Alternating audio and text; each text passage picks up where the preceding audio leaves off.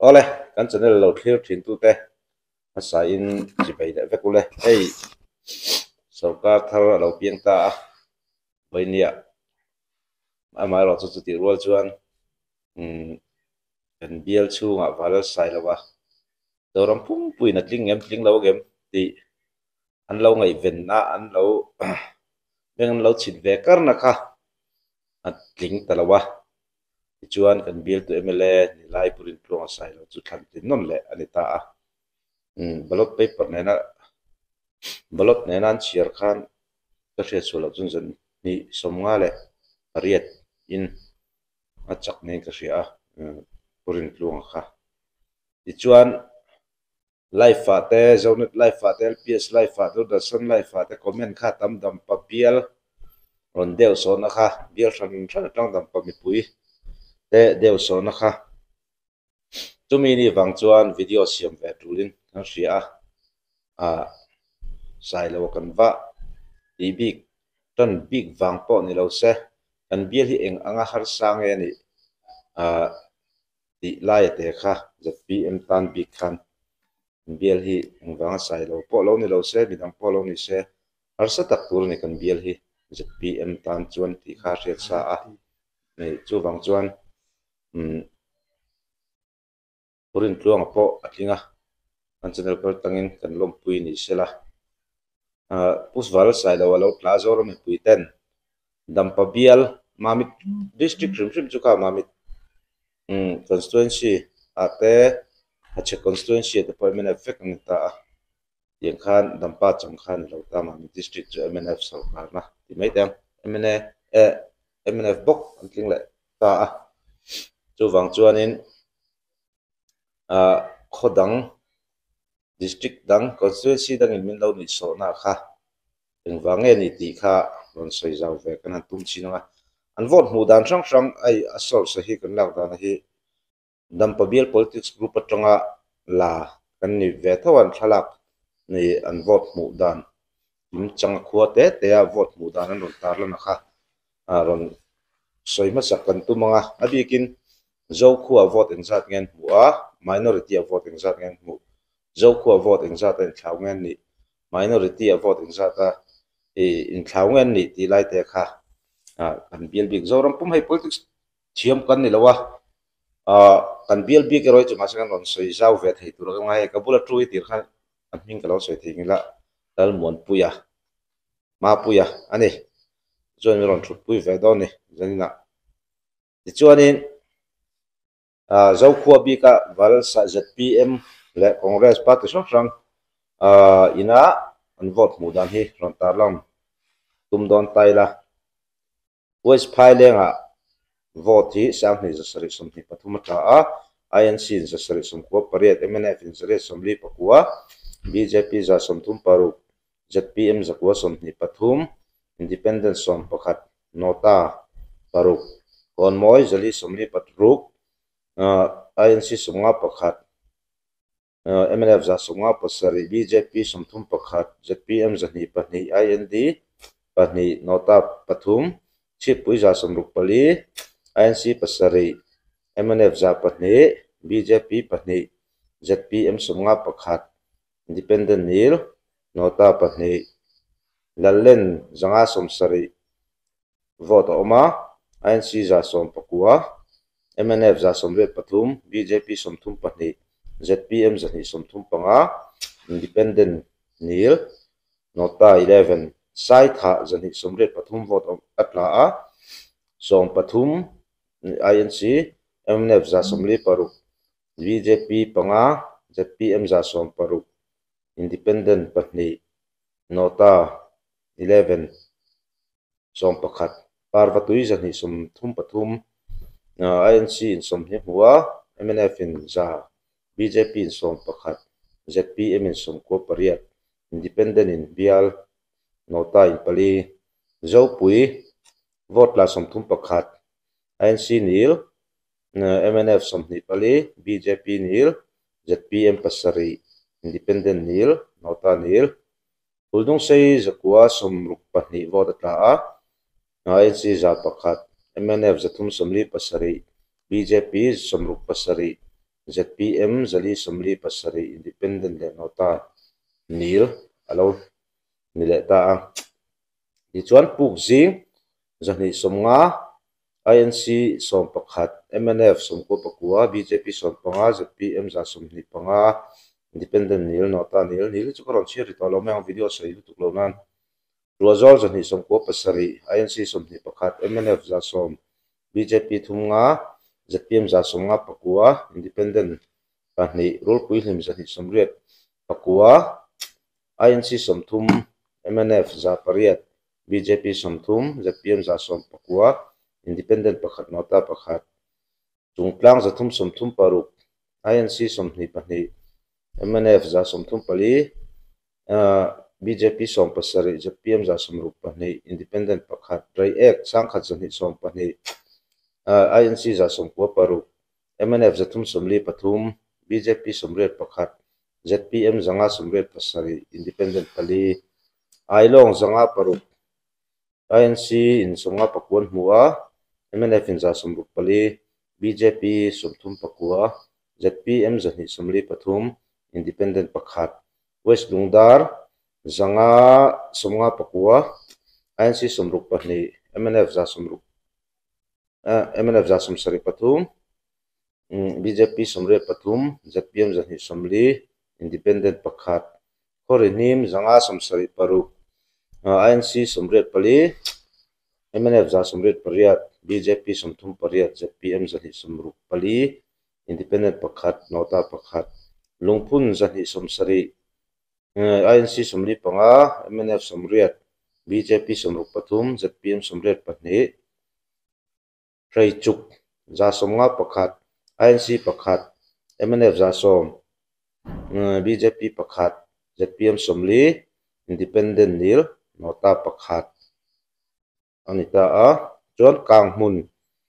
vote tlahi zaruk som ko pali INC som red pahni MNF za som red paruk BJP som ruk pali ZPM zatum somnga pariat independent pali bong tha zani som red paruk INC som pakua MNF za som pathum BJP som ni ZPM za som thum pali bol te zani pasari INC som ni pakhat MNF som ruk panga BJP som pathum ZPM za pariat darlung vote la zaruk som thum pariat INC sari nga MNF zani som li panga BJP som pahni ZPM za thum pali independent pahni South Sabual Zali som thum pali INC som ni pasari MNF za som pakhat BJP som ni pali ZPM som ni pasari independent pakhat antotala hian vote la zong hi zo khua big ani hi tunai kan soi ni dampabia la zo khua china vote la hi sing khat sang ni za som rukat la chuan MNF la ZPM chawi krom total dona achan chu wal sai lo tlak chana kha anron soi tum ve na ani wangin MNF in vote sang li za som thum pariat an hmu a ZPM in vote sanga zani som sari panga a hmu ni chuan zo khua a chuan ZPM in vote sang khat za som thum pasari in ma ngruai ti na ni chu ti chuan in ta hian West Pailang big kan thlau na hi ai engza nge ni kha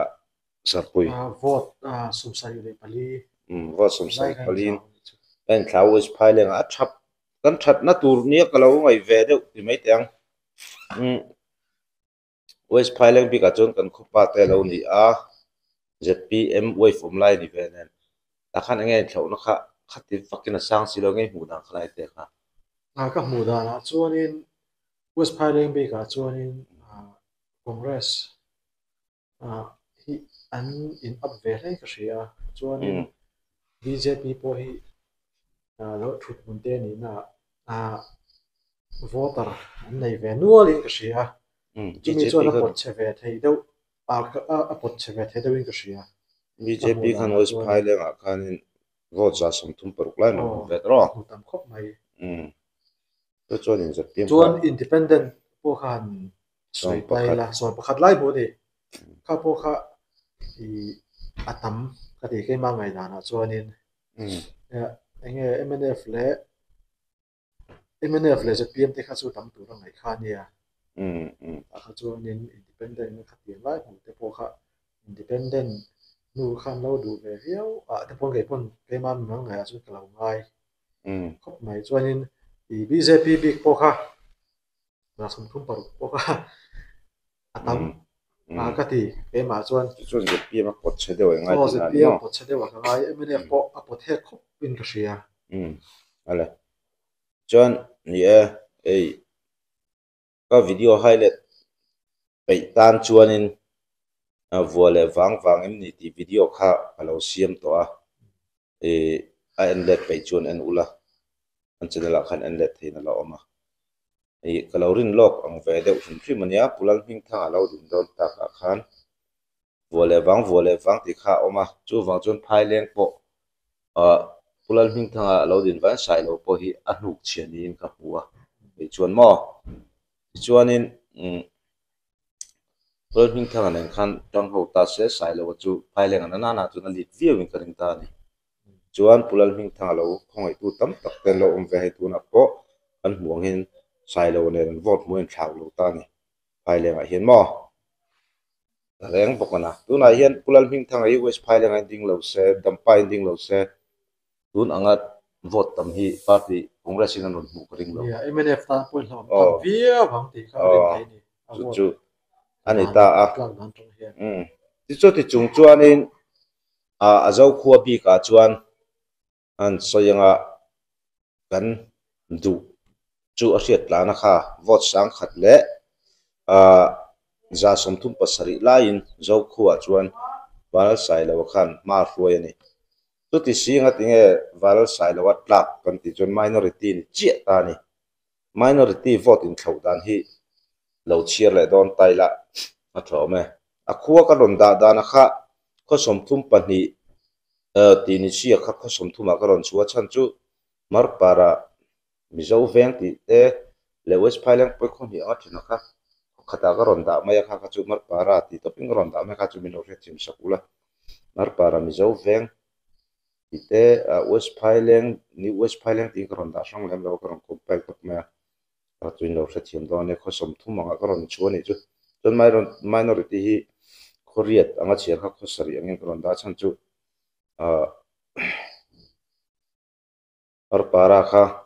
mar para not ila mar para mizo veng tiang chi kha karon da tak lo wangin minority soina kha ni chakma ho ni ti de chakma le hemi bru ho shim kha karon minority ni zo ko ni lo nam dam ko shim kha an vote mudan hi on share ve don taila west phul puya zathum som ko palit la INC za somli pasari MNF za somli pariat BJP somruk ZPM somruk independent pakhat nota patum hei pulpui tang poina set ngal ni BJP le ZPM chunin vote muza ang hal top mai ni mo pulpui po ti chuan sil suria vote sang khat zakwa somruk pani ta a vote zaruk som pakua INC MNF za somko za sari somko paruk BJP zali somnga pakhat ZPM somsari paruk independent pariat nota som pani nawa zaruk somnga pali INC kuanga MNF zatum somni pani BJP za somruk pakua ZPM somruk pariat buk jing veng thar zani pakua hei bru khoni nawa te poi bru ni kria chakma nawa hi bru kha bru ai polang INC somthum pasari MNF somret pasari BJP somnga pakhat ZPM somthum pali roiduk zanga somret pasari vote oma INC somli pani MNF zani somni pani BJP za somko pakua ZPM za som pakua independent pathum nota pani mar para vote sang khat somnga pariat nia INC zani somli pasari MNF zathum somthum panga BJP zani somko pani ZPM za somsari pali independent paru nota pali lian buang vote la zani somthum pasari INC somnga paru MNF za somni pariat BJP somthum pakua ZPM som pathum independent pakhat chuan vote la zong zong hi minority bi ka hian vote sanga za le pakhat ata thakop mai minority sanga zali le ti vela khan mo vote za thum le tem vel chok la lo ta minority vote an thak thai ang ran sia hi don INC hi sang khat zani somli pathuman huwa INC hian MNF in sang ni som pariat BJP in sang khat zani somruk pakhat ZPM in vote zanga somli pali chian hune ngati minority bi khi INC te BJP MNF karon total big beka achan chu heta hian anin thlauna hi MNF le ZPM in thlauna vote sang khat zali somsari pali ni ti chuan MNF chiat na de MNF a khan zo khu khan patni na lo ni char box se sang khat le ti vel lekin thlauta ti chuan minority a hin vote zanga somli pali chi var sai lo hian a muta ni hei hi enge minority a hin ZPM chiat na chan em nia i mu dan men thil ve thayam minority ama khan ZPM kan vote sang khat chuti kan valom lut te an tia vote somsari vote somrukha ron hon de reng ang mai kan da public politics group a phan tum ha chuti zat kan valom lut te ti kha om thina so lai so sumleng vak an nge ning do so in shat nge minority ho rim thim hi nge mu ve da minority ka mu da hi chuan in chakma te ti ku bu te ho kan una bu te ho hi chuan central lampang hi an ngai to de me an ni ha chuan in BJP te khan vote te kha mu thang re khop ma ya ta ka ne ta chuan ka ngai da na chuan in BJP central an sarkar si a hi BJP in ZPM in BJP pon vote BJP in an mu tha zo ka Congress ai pon Congress ai pon chu an mani ya chuan in an mani chuan en tu central sarkar khan in mai do na i central sarkar in BJP ala sarkar awangin BJP kha thlana te a ka ngai ke chuan in chu ka hu ve dan ni adikang kai poka mu ve da kan so yanga MNF in ngati vote sang hi lai la mu ti chuan eta Mizoram a ruling line ya mo sum kan MLA hi thok thove sum sim ka sia tun tun kan MLA hi kan bial sum sim ma chun na hi chu ti wang te po chu anianga so rural bank tharten nei ya song te po so andu pha ve na te po ala ni theita a PC kha ombok tro PCO ne om ta boka tiang khan andu pha ve na po chumi pia lama chuan anni sa chui seng da central kuan thlir ve de thinai politics thiam tam tak pon anni chu politics sakam tluk lo de central an thlir thin an tiang de ta khania tu na hian ZPM hi alo sarkar ta a mu dan chun next sa chuan minority chun ron ZPM le dual in ka ring ani ve na mo chu ani le da yang MNF hi minority asona thiam ngai ngai to ang Congress le BJP mu za thi a mu ka ring to lo MNF fian mo kha zo ko le minority so lam pang chu hei ang lawa zo ko ta hi chuan in kan khata kusala ma chuan in atlang puin a sarkar tur kha an vote do zel mai ani a chuan in an vote hi lom thei ang re chi mo hi an har ang re tu ka tu chu lom MLA lo le za tu tan po hian in i so lam pang chu in kha na ni atlak EBM lo sia chuan in ti lai regional party tan chuan in ha na tlang fa kan ni in ha tla pa sum kha poi mo in ka sia eni bialanga chu ni sai lo tan tina har sat ve na chu regional party ang tan national party ni lo tan chuan ang lai regional party ang tan chuan in kan bial ang chu minority so boy thak ma se soi nu an phudwal zel maya ZPM po hian mu thavi ring ka sia mo mu tha zanga somli pali chu minority chun mu tha ve tak chu ni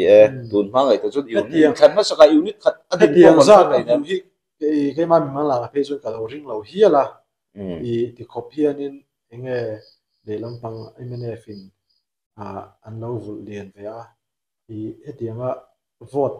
za chuang dei te an huwa an la hriat na la rei lo wa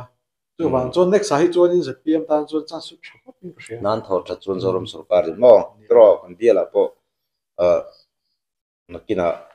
ala elo zel karing ka mu ve dan thil pakhat le kan senga ka lom lu ten ron tia dam pa bial politics group kan lo entrin chuan vote chu ti zat kan vala lut ti kha dul thina ni an assessment do apo khanin sang khat chin kha chun cross deuh tura khana ni nga ya ma se alo ni lo mo result party ti ang ta chun varin sual hin ollu tuk ti hi a ria ta sum chelek angai zia te pon soi thina kenin atakin va thelo maila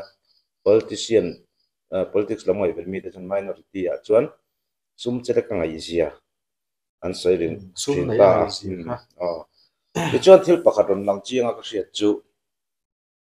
mizo chuan dampa bial min handem view na zo khuwa te thleng pon dampa bial ron dem na omani chuan an dem kan kai vek ti na ni mai ta amai ro chu hei ma mit te ha chek te po yang ang vek nam dang tam na kha ani ta ma ni rit tam na kha wang khanin bial dang atang min handem view ma se dampa bial kha azo khuwa chuan swa sailon vote sang chung fe in alita minority a khan vote sanga le ti chau ani amu ve ta sia kha wang kha ania henglai dampa bial bik azo te zong neng kha chuan va in dem the ani bik lo min dem view maula an ron sei moi ve du deu ni chu tro baka kan MLA hi kan MLA hi a thave ema alo to a chuanin to chuan MLA kan shon to a chuanin a thaber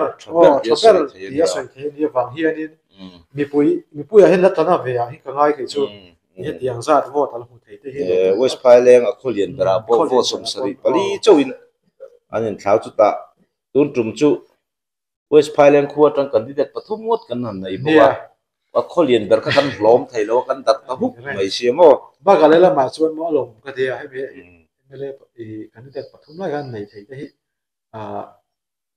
a party maltan chuan lom kher lo nga ma se pui chu kan lom ruang rein ka sia